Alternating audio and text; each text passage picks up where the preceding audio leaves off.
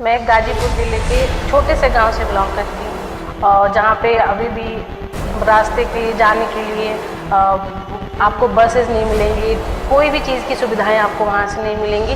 कौन कौन सी परिस्थितियों को आपको सहना पड़ा या कुछ ऐसी चीज़ें जो आपको और हार्ड बनाती है, बहुत स्ट्रांग बनाती है? हालात कुछ ऐसे हो जाते हैं कि आपको मतलब अगर आपकी फैमिली एक गांव से बिलोंग करती है तो उनकी सोच इतनी ज़्यादा डेवलप नहीं होती है जो कि आपको डायरेक्टली सपोर्ट कर पाएँ। 2017 में पेपर हुए, वो भी पेपर जुलाई में हुआ जो लीक हो गया।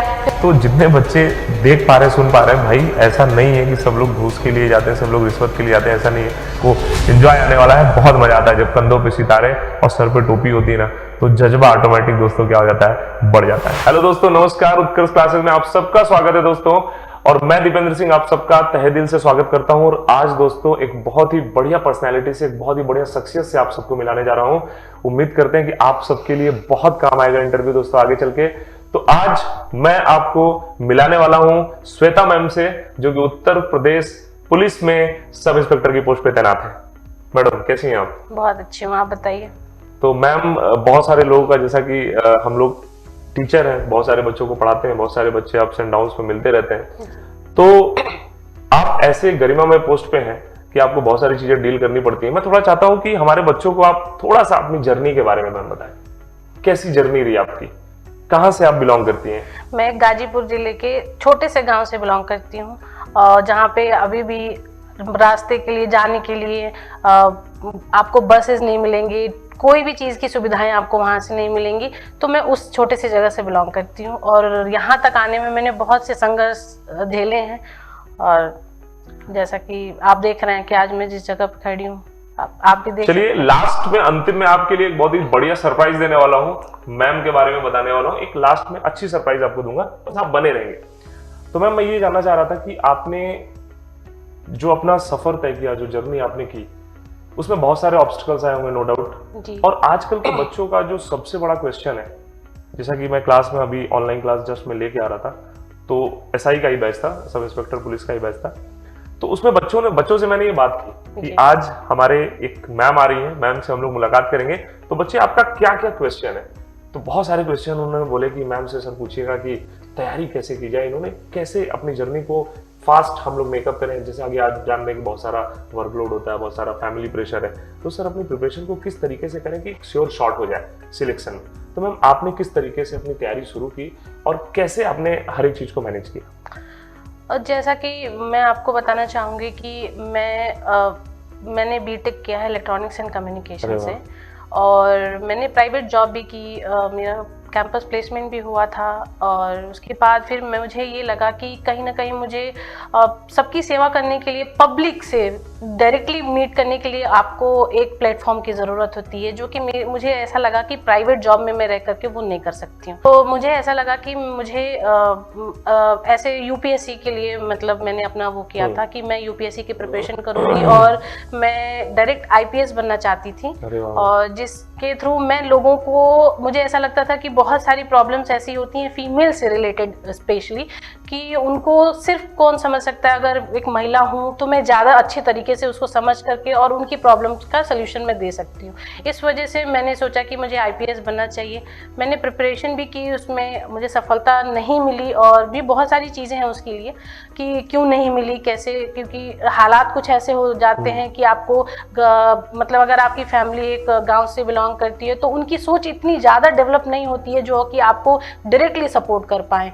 तो उन्होंने मुझे डायरेक्टली सपोर्ट नहीं किया, इनडायरेक्टली उन्होंने बहुत सपोर्ट करने की कोशिश की। अगर वो सपोर्ट ना करते तो शायद मैं यहाँ तक अभी ना पहुँचती। तो मैंने तैयारी की, पेपर भी, एग्ज़ाम्स भी दिए, क्वालिफाई भी किया, इवन मेंस भी लिखा, बट कहीं ना कहीं मेरे तैयारी में कमी होने की वजह से मैं आगे तक नहीं जा पाई। उसी दौरान, क्योंकि मुझे आईपीएस बनना था, वर्दी की एक जो ललक होती है ना, वो बहुत वो थी। तो उस टाइम पे 2016 में ये फॉर्म आ गया था जिसमें सब इंस्पेक्टर डायरेक्टली आप बन सकते थे। तो मैंने सोचा कि वर्दी ही तो है, वो चाहे सिपाही की वर्दी हो या एक आईपीएस अधिकारी की वर्दी हो, बस वर्दी पहनने का जो जज्बा था, तो मैंने उस फॉर्म को तुरंत फिलअप कर दिया। और उसके बाद फिर मैंने सिलेबस निकाला कि इसमें क्या क्या पूछता है। तो उसमें जीएस होता है, हिंदी होता है, रीजनिंग होते हैं, मैथ्स होते हैं। तो मैंने उस पर उनके सिलेबस के अकॉर्डिंग पढ़ना स्टार्ट कर दिया कि और क्वेश्चन पेपर मैंने सबसे ज़्यादा लगाए ताकि ये पॉइंट नोट करना है बच्चे आपको। सबसे ज़्यादा क्वेश्चन पेपर प्रैक्टिस अगर आप नहीं करेंगे तो आपको चाहे जितनी भी नॉलेज हो, अगर आप प्रैक्टिस नहीं करते हैं, क्वेश्चन पेपर नहीं लगाते हैं या प्रीवियस ईयर क्वेश्चन पेपर नहीं लगाते हैं, तो मुझे लगता है कहीं ना कहीं सिलेक्शन नहीं होने का सबसे बड़ा कारण ये होता है। तो प्रैक्टिस सेट मैंने बहुत सारे, मैंने प्रैक्टिस सेट ही सबसे ज़्यादा लगाया। मेरे लिए यही था, हिंदी के अलग से लगाती थी क्योंकि मुझे मेरे से हिंदी में ये लगता था कि क्वेश्चन स्कोरिंग सारे इक्वल मार्क्स के होते हैं, तो किसी भी आप पार्ट को छोड़ नहीं सकते हैं। लेकिन अगर मुझे ऐसा लगता है जो पार्ट आपका वीक होता है हम उसको सबसे पहले अच्छे से कवर कर लें, ताकि हाँ, और जो आपका स्ट्रॉन्ग पोर्शन है वो आप अपने आपको पता है कि उस पर थोड़ी कम मेहनत भी की जाएगी तो आप आराम से ईजिली स्कोर कर सकते हैं। तो मैंने इसी स्ट्रैटेजी के साथ मैंने मेरे जो भी कमियाँ थी उस पर मैंने वर्कआउट किया और उसके बाद मैंने पेपर्स लगाए, तो आपके सामने मेरा रिजल्ट है। तो बच्चे आपने देखा कि मैम ने कितना स्ट्रगल किया। जैसा कि हम लोग क्लास में भी बच्चे आपको बताते हैं कि प्रैक्टिस जो पेपर है ना वो आपके लिए सिलेक्शन का एक जरिया बन सकता है। प्रैक्टिस पेपर आपको पिछले वर्षों के जो भी सब इंस्पेक्टर के पूछे गए हैं, पुलिस के पूछे गए हैं, जो भी बुक्स आपके पास अवेलेबल है, उसको आप क्वेश्चन पेपर प्रैक्टिस जरूर करें। थियरी से ज्यादा महत्वपूर्ण दोस्तों होता है प्रैक्टिस पेपर, क्योंकि उससे एक आपको दिशा मिलती है, उससे आपको पता चलता है कि किस तरीके से क्वेश्चन आ रहे हैं। तो मैम से हम लोग कुछ चीजें पूछेंगे और जिसे मैम जॉब में आप आई, आप सब इंस्पेक्टर बनी, नो डाउट 2 स्टार लगते हैं तो उसका एक अलग ऑरा होता है। तो मैम एक एज अ फीमेल अगर मैं आपसे पूछूं कि फीमेल होने के बाद आपने सब इंस्पेक्टर की पोस्ट ज्वाइन की, आपकी पोस्टिंग थाने पे होगी, बहुत सारी चीजों को आपको डील करना होता होगा, तो इस जॉब में आने के बाद एज अ फीमेल अगर मैं पूछूं कि आपको किन चैलेंजिंग समस्याओं का सामना करना पड़ा, कौन कौन सी परिस्थितियों को आपको सहना पड़ा, या कुछ ऐसी चीजें जो आपको और हार्ड बनाती है, बहुत स्ट्रांग बनाती है? हाँ, जैसे कि अब सभी लोग जानते हैं कि हमारा भारत जो है वो पेट्रियार्की, मतलब ऐसा होता है कि वहाँ पे पुरुष प्रधान देश माना जाता है, तो महिलाओं को बहुत कम ही ऐसे चांसेस मिलते हैं कि वो किसी जगह पे आगे बढ़ करके वो, लेकिन ये सब पुराने जमाने की चीजें हो गई। अब महिलाएं हर फील्ड में आप देखेंगे तो हर चीज में आगे हो चुकी हैं। तो इसमें क्योंकि उन्होंने अपने आप को हर एक लेवल, हर एक प्लेटफॉर्म पे प्रूफ करके दिखाया है। बिल्कुल सही बात। तो लेकिन जैसे कि कहा जाता है पुलिस डिपार्टमेंट में पहले के आप अगर देख लेंगे तो बहुत कम महिलाएं आपको दरोगा सब इंस्पेक्टर की पोस्ट बहुत कम दिखाई देंगी।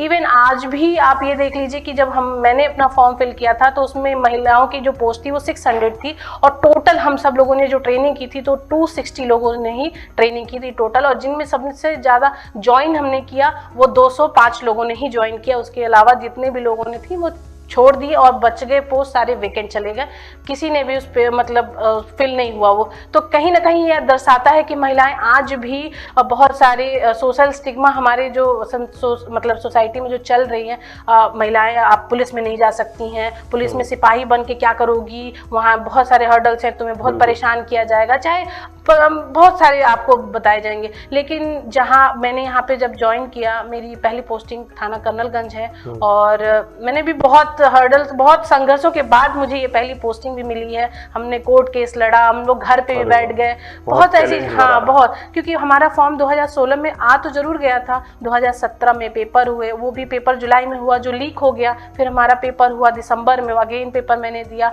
फिर उसके बाद उसका रिजल्ट आता है, मेरिट बन के आती है आपके 2019 में, जबकि हमारी रनिंग हो जाती है 2018 में, 4 जुलाई को ही मेरी रनिंग हुई थी फैजाबाद में। उसके बाद क्या होता है कि पूरे इतने टाइम के बाद जब हम 2019 में 28 फरवरी की बात है, जब हमारा पूरा ओवरऑल मेरिट बन के आया, जिसमें मेरी रैंक 33 आई थी, और फिर हम लोग, मुझे बहुत अच्छा लगा कि फाइनली अब हम लोग ट्रेनिंग पे जा सकेंगे। लेकिन ट्रेनिंग पे जाने के बाद हमें पता चला कि कुछ बच्चे जो कि इस विभाग में नहीं आ पाए थे, सिलेक्ट नहीं हो पाए थे, तो उन्होंने केस कर दिया कि मतलब जो भी उनका भी रहा हो कि इस वजह से हम लोग बाहर रह गए। तो डायरेक्ट वो केस पहले हाई कोर्ट में गया, फिर उसके बाद सुप्रीम कोर्ट चला गया। हम लोग ट्रेनिंग लेकिन करते रहे, लेकिन जब हमारी ट्रेनिंग अगले जून 2020 में कोरोना के दौरान ही समाप्त हुआ, उस टाइम पे कोरोना चल रहा था, और 30 जून को हम लोगों को वापस घर भेज दिया गया, ये कह करके कि आप लोग जब तक ये कोर्ट केस ख़त्म नहीं हो जाता है, इसका जो भी रिजल्ट नहीं आ जाता है, तब तक आप लोग घर जाएंगे। जब सुप्रीम कोर्ट का जो भी फैसला होगा उसके अकॉर्डिंग ही आप लोगों को पोस्टिंग दी जाएगी। अच्छा। फिर हम लोग 1.5 साल घर पे 2020 2021 हम लोग घर पे ही बैठे रहे। 2022 में जनवरी 7 को हम लोगों का वो आता है, फैसला आता है सुप्रीम कोर्ट का कि हम लोग केस जीत गए हैं। और फिर हम लोग 14 तारीख को तुरंत विद इन अ वीक हम लोग बुलाए जाते हैं वापस। हम लोग अपने अपने ट्रेनिंग सेंटर पे जाते हैं, जहाँ जैसा कि मैं मेरठ में मेरी ट्रेनिंग हुई थी, तो मैं मेरठ गई थी। वहाँ पे जाने के बाद फिर हम लोगों को वापस से पासिंग आउट परेड कराकर हमें भेज दिया गया। अपने अपने जो भी हमारे ज़िले नियुक्त किए गए थे, कि मैं प्रयागराज ज़िले में मेरी पोस्टिंग हुई थी, तो मेरे प्रयागराज ज़िले में 31 मार्च को मैंने यहाँ पे अपनी आमद कराई थी। और उसके बाद पहला थाना मुझे एक कर्नलगंज दिया गया था। और तब से लेकर के अब तक जो भी हर्डल्स हैं, जो भी चीज़ें हैं, डेली जाना, ड्यूटी करना, वो सारी चीज़ें मैंने देखा है। तो आप जैसा बहुत बढ़िया, मतलब मैम की जो जर्नी रही है वो काबिले तारीफ रही है। एक मीडियम फैमिली से बिलोंग करती हैं, एक ऐसे घर से जहाँ पे पितृसत्तात्मक चीज़ें चल रही हैं, पैट्रियार्कल, जैसे मैम ने बताया कि भारत हमारा देश ही वैसा है कि महिलाओं को बहुत ज़्यादा जॉब करने की छूट नहीं दी जाती है। और जैसा कि मैम ने बताया, आप सपना तो मैम का बड़ा था, लेकिन कुछ कारणों की वजह से वो सपना पूरा नहीं हो पाया, लेकिन मैम के अंदर वो जज्बा था, मैम ने किया। तो ओवरऑल दोस्तों, मैं आप सबको यही बताना चाह रहा हूँ कि एक जज्बे को पालिए, क्योंकि सपने जब तक आप नहीं देखेंगे तब तक उसे पूरा करने का प्रयास भी नहीं करेंगे। तो इस सपना देखना दोस्तों बहुत जरूरी है। अच्छा, कुछ बच्चों को मैम जैसा कि होता है कि कुछ बच्चे सब इंस्पेक्टर बनना बहुत चाहते हैं जी। वो ये कहते हैं कि सर इसमें पैसा बहुत है, सैलरी छूना ही नहीं पड़ता है। तो इसमें क्या आपकी धारणा रहती है कि क्या इसमें सच में मतलब ऐसा है, पैसा कुछ ये देखिए, एक्स्ट्रा पैसा जो होता ऐसा कुछ नहीं होता है, कोई एक्स्ट्रा पैसा नहीं होता है। आपको सैलरी सरकार इतनी अच्छी देती है कि आपको किसी एक्स्ट्रा पैसे की बिल्कुल ज़रूरत नहीं होगी। और मुझे तो ऐसा कभी नहीं महसूस हुआ, क्योंकि ये वर्दी पहनने के बाद तो एक ऐसी फीलिंग आती है, पता नहीं वो मुझे तो बहुत अच्छी सी फीलिंग आती है। मुझे इतना प्राउड फील होता है जब मैं ये कैप लगा के चलती हूँ, तो मुझे ऐसा लगता है कि इन कंधों पे ना बहुत सारी जिम्मेदारियाँ हैं, और इन जिम्मेदारियों को मुझे ऐसे तरीके से वहन करना है कि किसी को भी बुरा ना लगे, हर इंसान की परेशानियों को मैं सुन सकूं, और जहां तक मैं मदद कर पाऊं या जहां तक मैं लोगों की हेल्प कर पाऊं, मैं वो हेल्प करके लोगों को एक भरोसा दिलाना चाहती हूं कि मैं हूं, और आपकी सुरक्षा के लिए जब भी आप दिन हो या रात हो, मैं आपकी सुरक्षा के लिए हमेशा तत्पर हूं। तो मुझे कभी इस चीज़ की ज़रूरत महसूस नहीं हुई कि नहीं एक्स्ट्रा इनकम के लिए मैं इस विभाग में कभी नहीं आई, क्योंकि मेरा एक जुनून था कि मुझे वर्दी पहनना है। क्योंकि मेरे पिताजी भी एक सिपाही हैं, और मैंने बचपन से उनको ईमानदारी से अपनी नौकरी करते हुए देखा है। तो मुझे उनसे ही ये प्रेरणा मिली कि मुझे भी पुलिस डिपार्टमेंट ज्वाइन करना है, चाहे जैसे जितनी भी मेहनत करनी पड़े। क्योंकि उन्होंने कहा था कि अगर आप मेहनत करोगे तभी आप इस पोस्ट पे, क्योंकि मेरे पिताजी के साथ उनकी अधिकारी थे, वो भी महिला अधिकारी थी, सीओ थी। तो मैंने उनको देख के पूछा अपने पापा से कि पापा ये कैसे बन जाते हैं। तो उन्होंने बोला कि देखो, मेरे जैसे सिपाही तो कोई भी बन सकता है, लेकिन मैडम के जैसे अधिकारी बनने के लिए दिन रात बहुत मेहनत करना पड़ता है।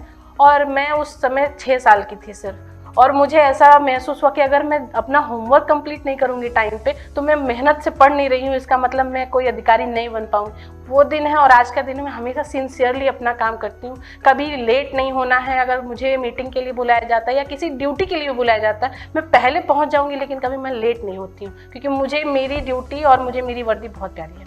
वाह, मतलब ताली बजाने का मन कर रहा है मेरा। बहुत ही बढ़िया मैम का कॉन्सेप्ट है। तो जितने बच्चे देख पा रहे हैं, सुन पा रहे हैं, भाई ऐसा नहीं है कि सब लोग घूस के लिए जाते हैं, सब लोग रिश्वत के लिए जाते हैं, ऐसा नहीं है। कुछ लोग सच में सेवा करना चाहते हैं अपने देश की, अपने समाज की, अपने शहर की, अपने प्रदेश की। तो उसमें से एक मैम भी है। मैम के जज्बे को मैं सलाम करता हूँ, बहुत बढ़िया सोच है मैम की। तो मैम एक चीज़ और है कि जैसे जॉब में जाने के बाद बहुत सारी चीजें संभालनी पड़ती हैं, तो कभी कभी ऐसा भी होता होगा कि आप लोगों को तो छुट्टियां ज्यादा वैसे भी नहीं मिलती। जब हम लोगों की छुट्टी ज्यादा होती है तो आपका और काम बढ़ जाता है, जैसे होली है, दिवाली है, तो वही छुट्टियां 1-2 महीने के लिए बंद हो जाती हैं। उसमें इवन बहुत लोगों के घर में बहुत ट्रेजेडी भी हो जाती है, तो आप समय पे नहीं पहुंच पाते हैं, वो भी दिन हमें देखना पड़ता है। बहुत सारी चीजें हैं जो कि हमें फेस करना पड़ता है। जैसे मैम कभी कभी ऐसा भी होता होगा कि रात को घर गए, आप सो रहे हैं, अचानक से फोन आ गया रात में 12 बजे, और उठ के भागना पड़ा सारी चीजों को छोड़ के, तो ऐसा भी होता है? बिल्कुल होता है। कभी किसी महिला ने के साथ मारपीट हो गई, कोई घटना हो गई, तो हाँ, महिला इंस्पेक्टर या महिला आरक्षी का होना बहुत जरूरी होता है। तो तुरंत फोन आएगा तो तुरंत जाना जरूरी होता है, क्योंकि वहाँ पे महिलाओं को समझने के लिए एक महिला आरक्षी या किसी भी महिला कर्मचारी का होना बहुत जरूरी होता है, तो जाना पड़ता है, बिल्कुल जाते हैं। तो कभी ऐसा नहीं लगा कि नींद भी नहीं पूरी हो पा रही इसमें? कोई बात नहीं, जब वर्दी पहननी थी ना, हाँ। तो फिर ये सोच करके पहनी थी कि फिर ये दिन हो या रात हो, जब भी बुलाया जाएगा, जब भी लोगों को हमारी जरूरत होगी, हम लोग हाजिर होंगे, क्योंकि हमारा काम ही है लोगों की सेवा करना, लोगों की सुरक्षा करना। सबसे बड़ी बात सुरक्षा करना, सेवा तो सब कोई करते हैं। तो ये चीज तो एकदम मैम ने एकदम बहुत ही बढ़िया प्रेरणा दी है। आप सब जो भावी इंस्पेक्टर बनने वाले हैं, भावी दरोगा बनने वाले हैं, भावी कांस्टेबल बनने वाले हैं, उन सब के लिए एक सीख है, एक प्रेरणा है कि किस तरीके से आपको अपनी वर्दी को संभालनी है, किस तरीके से आपको अपनी रिस्पॉन्सिबिलिटीज को संभालनी है। इन सारी चीजों के बारे में दोस्तों आपको ध्यान देना पड़ेगा। एक चीज और मैं मैम आपसे पूछना चाहूंगा कि सब इंस्पेक्टर बनने के लिए कुछ बच्चे पूछते हैं कि मैम कितने दिन में कितने घंटे पढ़ाई करें, एक्यूरेसी हमारी कैसी हो, कितने घंटे हम पढ़ें तो हम मान के चले कि हम एक अच्छी मेहनत कर रहे हैं, या किस तरीके से स्ट्रेटजी अपनाया जाए कि सब इंस्पेक्टर के एग्जाम को या इंस्पेक्टर के एग्जाम को हम लोग क्रैक कर पाए? तो जैसा कि मैंने बताया कि देखिए, हम तैयारी कर रहे हैं, हमें पता है हमें सब इंस्पेक्टर बनना है, तो हमें पता है सिलेबस भी हमें पता होगा, उसके अकॉर्डिंग। सबसे बड़ी बात क्या होती है ना कि हम ये सोचते हैं कि अरे इतना छोटा सा ही तो सिलेबस है, हम एग्जाम जब फॉर्म आएगा तो स्टार्ट कर देंगे, तो तैयारी कर लेंगे, हम कल से स्टार्ट कर देंगे, मतलब आज हम दिन रखने लग जाते हैं, हमेशा डिसाइड करने कल से कर लेंगे, बहुत छोटा सा सिलेबस है, कोई यूपीएससी तो है नहीं जिसके लिए हमें 18 घंटे 24 घंटे पढ़ने की जरूरत पड़े, नहीं। लेकिन पता है क्या, किसी भी नौकरी के लिए या किसी भी जॉब के लिए अगर आपको वो पाना है तो आपको एक कंसिस्टेंसी बहुत जरूरी होती है। लगातार आप 2 घंटे ही पढ़िए, 3 घंटे पढ़िए, लेकिन आप हर दिन पढ़िए, ये सोच के जैसे कि हम खाना खाते हैं, हमारा खाना खाना जरूरी है, वैसे हमें पर डे अपनी उस ड्रीम जॉब को पाने के लिए पढ़ना भी बहुत जरूरी है। तो लगातार अगर आप हर दिन 4 घंटे पढ़ते हैं तो मुझे लगता है लगातार बिना उसको ब्रेक किए हुए, ऐसा नहीं, और तब तक जब तक कि आप उस सपने को पा न लें, तो निरंतरता हमेशा जरूरी है। चाहे आप अगर एक दिन में 1 घंटे पढ़ के आपको ऐसा महसूस होता है कि नहीं मैंने कवर कर लिया आज के टाइम टेबल के अकॉर्डिंग, मेरा जो सिलेबस आज का कवर करना था तो वो कवर कर लिया, तो ठीक है आपके लिए 1 घंटे, क्योंकि हर बच्चे का दिमाग अलग अलग होता है। कोई बच्चा 1 घंटे में कंप्लीट कर लेता है, किसी बच्चे को थोड़ा मेहनत करने की जरूरत पड़ती है तो वो 4 घंटे पढ़ता है, 5 घंटे पढ़ता है, तो वो बच्चे के ऊपर डिपेंड करता है। लेकिन निरंतरता तो हर बच्चे के लिए जरूरी है, चाहे वो 1 घंटे वाला हो या 4 घंटे वाला हो। यहाँ से मुझे वही एक कहानी याद आती है कि जब तक तोड़ेंगे नहीं तब तक छोड़ेंगे नहीं, है ना। बहुत ऊंचे हो गए, बहुत ऊंचे हो। दशरथ माझी जी का नाम आप सबने सुना होगा। तो दशरथ माझी जी से बहुत बड़ी प्रेरणा दोस्तों मिलती है, और वह प्रेरणा, वो इंस्पिरेशन यही है कि कंसिस्टेंसी उन्होंने दिखाई, निरंतरता दिखाई, और अगर हौसलों में उड़ान हो तो दोस्तों क्या नहीं किया जा सकता है। और उन्होंने एक हथौड़ी से पूरे पहाड़ को तोड़कर एक नया रास्ता बना दिया था। तो निरंतरता तो सच में मैम बहुत जरूरी है किसी भी चीज को करने के लिए। तो वैसे ही दोस्तों, आपको अगर तैयारी करनी है और आपके अपने ड्रीम जॉब को अचीव करना है तो आपको थोड़ा सा निरंतर रहना पड़ेगा। मैं ये नहीं कह रहा हूँ कि ऑब्स्टिकल नहीं आएंगे, अप्स एंड डाउन्स नहीं होगा, बहुत सारी अप्स एंड डाउन्स आएंगे, बहुत सारी रुकावट भी आएंगी, लेकिन आपको रुकना नहीं है। देखिए, एक शिक्षक का कार्य क्या होता है? शिक्षक का कार्य है कि सही रास्ते को बताना। हमारा काम दोस्तों सिर्फ और सिर्फ वहीं पर जाके खत्म हो जाता है। हमने आपको रास्ते दिखा दिए, उस रास्ते पर चलना आपका दोस्तों काम है। देखिए, माता जी ने, पिताजी ने आपको उंगली पकड़ के बस चलना सिखाया, आपके साथ चल नहीं रहे। चलना हमेशा दोस्तों आपको अपने से है, अकेले। इस बात को हमेशा ध्यान में रखिएगा कि हमेशा आप रास्ते पर खुद को पाएंगे, अकेले पाएंगे। तो अपने हिसाब से चलिए, किसी के लिए इंतजार नहीं करना है, हमेशा उसी को साथ रखना है जो आपके साथ चल सके। तो निरंतरता बनाए रखें और उम्मीद करते हैं कि आप सब बहुत बढ़िया सफल होंगे।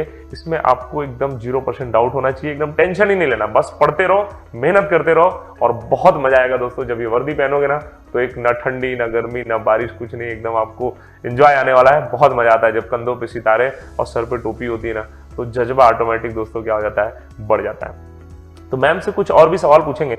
जैसे डिपार्टमेंट में आने के बाद बहुत सारी चीजें होती हैं, बहुत सारे नई नई चीजें मैम देखनी पड़ती हैं। जैसे कि अभी आम लोगों में, जैसे हम अपने एक सिविलियन की बात करें तो अभी तक हमने मर्डर नहीं देखा हुआ है, लेकिन आप लोग अपने लाइफ में, अपने करियर में ये सारी चीजें बहुत देखती हैं कि किसी का बहुत ब्रूटल रेप हुआ, किसी का ब्रूटल मर्डर हुआ। तो इन चीज़ों से हम परेशानी कभी नहीं आती ऐसी कि रात में सो रहे हैं, रात में खाना खा रहे हैं, अचानक से वो चीज़ें सामने आ जाए? ये मैं ऐसे पर्सनल क्वेरी के लिए पूछ रहा हूँ ये क्वेश्चन। देखिए क्या होता है कि दिन रात आप पहली बात तो जब हम कहते हैं ना कि किसी भी चीज़ के बारे में ज़्यादा सोचेंगे तो ज़्यादा परेशानी होती है, इसलिए मर्डर्स, लड़ाई झगड़ा, मारपीट, एक्सीडेंट, आपको ये एक पुलिस की जॉब में आप ये समझ लीजिए कि ये ऐसे है जैसे कि साथ साथ चलती है चीज़ें। अच्छा। आपको हर दिन आपको कहीं पता चला कि यहाँ मर्डर हो गया है, आपको वहाँ पीएम भरने के लिए जाना है, अगर आप ही वहाँ पे नहीं जाएंगे समय से तो आप कैसे लोगों को रोक पाएंगे? क्योंकि जब कहीं मर्डर हो जाता है या फिर कहीं एक्सीडेंट हो जाता है तो वहाँ पब्लिक का जमाव बहुत ज़्यादा हो जाता है, तो फिर आपको वहाँ पे जाना ही है, आपको हर चीज़ देखनी ही है, तो वो एक आदत में शुमार हो जाता है। तो फिर आपको देखिए दुख तो होता ही है, सामने वाले का मर्डर हो गया है, लेकिन अब उसमें ये दिमाग होता है कि कैसे करके ये पता लगाया जाए कि किसने मर्डर किया है। एक्सीडेंट हुआ है तो अगर वो बचने लायक है तो उसको कैसे बचा लिया जाए, हॉस्पिटल तुरंत भेज करके, चाहे जैसे भी जो भी उसको सुविधा दे करके। और अगर वो डेथ हो चुकी है तो पहले तो उसके परिवार वाले लोगों के बारे में सोचने का ही होता है कि इनके परिवार वालों पे क्या बीत रही है। मान लीजिए हम तो फिर भी बेगाम मतलब वो हैं, लेकिन जिनके घर का एक सदस्य चला गया हो उनके बारे में सोच करके अगर हम उन्हें सांत्वना नहीं देंगे या लोगों को, आसपास के लोगों को सांत्वना नहीं देंगे तो फिर बिल्कुल ही बहुत परेशानी हो जाएगी। और अगर हम ही अधीर हो जाएंगे तो फिर वहाँ पे जो आम इंसान है जिनको ये चीज़ देखने के लिए तो नहीं है, वो रोज़ तो नहीं देखते हैं, तो वो लोग बहुत परेशान हो जाएंगे। तो वहाँ हिम्मत जुटानी पड़ती है अपने आप को ये चीज़ करने, मतलब बिल्कुल भले आपके लिए आपको वो कभी कभी तो जो लोग सुसाइड कर लेते हैं, कभी कभी कमरे खोलते हैं तो बहुत बदबू आती है, तो वहाँ पे भी आप वहाँ पे नाक बंद करके नहीं रह सकते हैं, आपको जा करके उसको बॉडी को उठाना ही है, आपको सील करना ही है बॉडी, आपको पीएम भरना ही है। तो अगर आप ही अपने दायित्वों से दूर हो जाएंगे तो फिर तो दिक्कत होगी। आपको चैलेंज है तो उसको एक्सेप्ट करते हैं हम लोग, और ये सोच करके कि ये हमारी जिम्मेदारी है, इसे हमें करना ही है, तो ये हम करते हैं, चाहे हम रात में सोएं तो बुरा लगे, क्योंकि हमें बुरा लगता है, और क्योंकि किसी का घर का सदस्य चला गया तो हमेशा अपने वाले लोगों के लिए लगता है कि तभी होता है कि पुलिस के लोग बहुत स्ट्रिक्ट होते हैं अपने परिवार वालों के साथ, क्योंकि वो दिन में रात में हमेशा देख रहे हैं, तो वो सोचते हैं, हमेशा बोलते हैं आप अच्छे से चलाना गाड़ी, अपने परिवार वालों को हमेशा रोकने टोकने की काम करते हैं, क्योंकि उनको पता होता है कि अगला जा रहा है तो पता नहीं लौट के कब आए, कैसे आए, तो उसको एक वो बता के भेजते हैं कि देखिए आप अच्छे से जाइएगा, या फिर किसी से मारपीट ना करना या किसी से झगड़ा ना करना, अगर कोई दिक्कत होती है तो बताना कि क्या दिक्कत है। तो वो चीज़ें होती है, और मेंटली स्ट्रांग बनना पड़ता है आपको इन सब चीज़ों को डील करने के लिए, क्योंकि अगर आप मेंटली स्ट्रांग नहीं है तो ये आपके लिए नौकरी, ये आपकी नौकरी नहीं है। मतलब एक तरीके से देखा जाए तो बहुत चैलेंजेस हैं, बिल्कुल बहुत चैलेंजेस हैं। कभी कभी तो सोच के मतलब डर सा लगता है कि रात को 12 बजे सो रहे हैं, अचानक से फोन आ जाए, अकेले निकलना और रास्ते में क्या हो जाए, तो ये चीजें हैं। तो दोस्तों कहीं ना कहीं देखा जाए तो हर एक परिस्थितियों से जूझना जो है वो आपको अकेले ही है, तो थोड़ा सा सपना देखना पड़ेगा, और उस सपने को उड़ान देने के लिए थोड़ी सी दोस्तों मेहनत करने की आवश्यकता है। एक चीज मैं आपको बता दूं कि एक कहानी मैं आपको बताता हूँ, बहुत ही शानदार कहानी है। देखिए मेहनत हर एक व्यक्ति कर रहा है, लेकिन मेहनत कहाँ पे करनी है, कितनी सटीक करनी है, ये आपको थोड़ा सा देखना पड़ेगा। जैसे एक मैम ने बीटेक किया हुआ है इंजीनियर, तो इंजीनियर की कहानी मैं आपको सुनाता हूँ। 4 इंजीनियर एक कार से जा रहे थे और अचानक से कार जो थी वो खराब हो गई।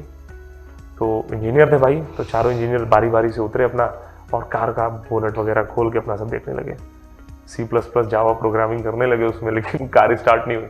तो चौथा इंजीनियर, जो तीन ने काम कर लिए, चौथा एक इंजीनियर था। तो चौथे इंजीनियर ने क्या किया कि उसने पास में देखा कि एक चाचा बैठे साइकिल का पंचर बना रहे थे। देखिए बड़े ध्यान से सुनिएगा कहानी, किस तरीके से सटीक वार किया जाए यहाँ पर आप समझ जाएंगे। तो एक चाचा पंचर बना रहे थे साइकिल का, तो मैम चौथे इंजीनियर ने बोला कि भाई चलो चाचा से पूछ लेते हैं, गाड़ी स्टार्ट नहीं हो रही है, आओ देख लेते हैं। तो इंजीनियर थोड़ा सा, जो 3 इंजीनियर थे उनको थोड़ा सा मोरल डाउन हुआ उनका, बोले अरे यार हम इतना बीटेक एमटेक कर रहे हैं, चाचा पंचर बना रहे हैं, उनके पास गाड़ी हम नहीं कर पाए तो वो कैसे स्टार्ट करेंगे। तो बोले यार देखने में क्या बुराई है, अब गाड़ी तो खराब ही हो गई है, चाचा बना रहे पंचर। तो चारों इंजीनियर तैयार हुए, चाचा के पास गया इंजीनियर और चाचा को लेके आया। तो चाचा को कुछ नहीं समझ में आया, एक बड़ा सा हथौड़ा लेके चाचा आए थे, और उन्होंने हथौड़ा, बस एक हथौड़ा मारा और गाड़ी स्टार्ट हो गई। बस एक हथौड़ा मारा था और गाड़ी स्टार्ट हो गई। तो इंजीनियर ने बोला थैंक यू चाचा, थैंक यू सो मच। तो चाचा ने कहा थैंक यू काम नहीं चलेगा भाई, 10,000 रुपया हुआ। तो इंजीनियर परेशान हो गया, एक हथौड़ा मारने का 10,000। तो चाचा ने एक बड़ी अच्छी बात कही, चाचा ने कहा हथौड़ा मारने का तो केवल 500 रुपये, 9,500 रुपए सिर्फ और सिर्फ इसलिए कि हथौड़ा मारना कहाँ पे है ये आपको पता होना चाहिए। तो आपको सटीक वार करना कहाँ पे है, कौन सी तैयारी को कितना समय देना है, कितना हिंदी पढ़ना है, कितना जीएस पढ़ना है, कितना मैथ्स पढ़ना है, आपको कितना रीजनिंग लगाना है, इन सब चीजों को थोड़ा सा ध्यान में रख के और एक सटीक तैयारी आपको करनी पड़ेगी। तो जाते जाते मैम से लास्ट में एक और चीज पूछेंगे कि मैम कोई आपके जॉब का या लाइफ का कोई ऐसा इंसिडेंट हो जो आपको बहुत अच्छा लगता है और आप उसको शेयर करना चाहती हैं सबके साथ, तो कोई एक ऐसा इंसिडेंट हमारे बच्चों के साथ, स्टूडेंट के साथ शेयर करें, चाहे जॉब के आने के बाद हो या जॉब के पहले का हो। अच्छा इंसिडेंट, अच्छा मतलब प्राउड मोमेंट वाला थोड़ा, कि जहां से आपको थोड़ी प्रेरणा मिली हो, इंस्पिरेशन मिला इस जॉब में आने के लिए। हाँ। जैसा कि मैंने बताया कि मैं यूपीएससी की तैयारी कर रही थी, दिल्ली में रहती थी, तो वहाँ पे मेरी फ्रेंड भी मेरे साथ रहा करती थी। तो मुझे पता ये था कि जैसे हम दोनों बहुत ही मिडिल क्लास फैमिली से बिलोंग करते हैं, तो हमारे पास रिसोर्सेज इतने ज़्यादा नहीं थे, तो छोटा वाला फ़ोन हुआ करता था मेरे पास, कीपैड वाला फ़ोन होता था। तो मेरी दोस्त जो थी उसको उसके पास स्मार्टफोन था, मेरे पास नहीं था। तो जैसे उसके पास कभी अगर रिचार्ज नहीं हुआ तो उसने मेरे फ़ोन से फ़ोन कर लिया था, किसी जिसको भी फ़ोन किया हो, तो रॉन्ग नंबर के थ्रू उसको उसके फ़ोन पे फिर आईडी वगैरह उसकी हैक वैक करके, और मतलब उसको बहुत परेशान किया जाने लगा। तो उसको मतलब एक तरीके से प्रेशराइज करने लगे लोग कि उधर से हाँ जो भी फोन कर अगली साइड में था वो फोन करके उसको बुलाता था कि तुम यहाँ आ जाओ वरना तुम्हारी फोटो को ऐसे कर देंगे, वो कर देंगे। तो वो बहुत डर गई, फिर उसने मेरे साथ शेयर किया। तो मैंने बोला देखो इसके लिए सिर्फ एक ही उपाय है कि हम लोग पुलिस के पास चलते हैं, कंप्लेन करते हैं, और उनके पास जाने से हम लोग सेफ हो जाएंगे। मान लो कभी कोई हम लोग क्लास जाते आते हैं तो कोई दिक्कत हो सकती है हम लोगों को। तो फिर उसको मैंने कन्विंस किया, फिर उसके बाद हम लोग पुलिस स्टेशन गए, फिर हमने अपनी कंप्लेन लिखाई। तो ये हुआ कि मैंने देखा वहाँ पे कि मतलब महिला कर्मचारियों की कमी थी पुलिस स्टेशन में, तो जिससे हम अपनी मन की बात जो कह सकते हैं जो हाँ वो कह नहीं पाए, क्योंकि सामने एक जेंट्स बैठे हुए थे, सब इंस्पेक्टर थे, वो भी वो ठीक बहुत अच्छे थे, लेकिन फिर भी जो एक अंदर की होती है कि जो चीज़ बेझिझक एक महिला से हम बोल सकते हैं वो हम उनसे नहीं बोल पा रहे थे कि ऐसा ऐसा हमें मतलब दबाव बनाया जा रहा है मेरी दोस्त के ऊपर। तो फिर मुझे ऐसा महसूस हुआ कि वो इंसिडेंट है, उन्होंने ये बस कहा कि उन्होंने हमारी प्रॉब्लम को सुना और उन्होंने बहुत अच्छे से डील भी किया। लेकिन जैसा कि मुझे ऐसा लगा कि अगर एक महिला कर्मचारी या कोई भी महिला अधिकारी होती वहाँ उस जगह पे, तो शायद हमारी प्रॉब्लम को और अच्छे से समझ सकती है और हम उनको और अच्छे से अपनी प्रॉब्लम को समझा सकते थे।